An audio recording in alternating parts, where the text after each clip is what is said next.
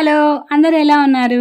Sunday మూవీకి వెళ్ళాలనేసి పిల్లలైతే ఒకటే గొడవ చేశారు. సరేనని చెప్పి వాళ్ళని తీసుకొని థియేటర్కి అయితే వచ్చాను. ఇక్కడ విషయం ఏంటంటే నాకు ఆ మూవీ పేరు తెలియదు. డెడ్ఫుల్ అండ్ వాల్వెరీ ఈ మూవీ పేరు. ఇది అసలు గుర్తే ఉండట్లేదు. ఎంత గుర్తు పెట్టుకుందామన్నా మర్చిపోతానే ఉన్నాను. మీరు నమ్మరు, ఒక 50 సార్లు అడుగుంటా మా పిల్లల్ని దీని పేరు మళ్ళీ చెప్పండి అని. ఇంటికి వచ్చేసరికి మా హస్బెండ్ అయితే పప్పాయి కట్ చేసి పెట్టారు. ఇక అవి తినుకుంటా మూవీ ముచ్చట్లయితే చెప్పుకుంటూ కూర్చున్నాం. చాప్ స్టిక్స్ తో తింటాం. మీలో ఎవరికైనా వచ్చుంటే కామెంట్ చేయండి. నాకైతే అస్సలు రాదండి. మా పాప అయితే రైస్ కూడా దాంతో తినేస్తుంది. బట్ ఎలా తింటారో నాకు అర్థం కాలేదు. నేనైతే ఇక్కడ చూసారా ఒక ముక్క పట్టుకోవడానికి చాలా కష్టపడుతున్నా. ఎదురుగా ఉన్న తినలేకపోవటం అంటే ఇదేనేమో.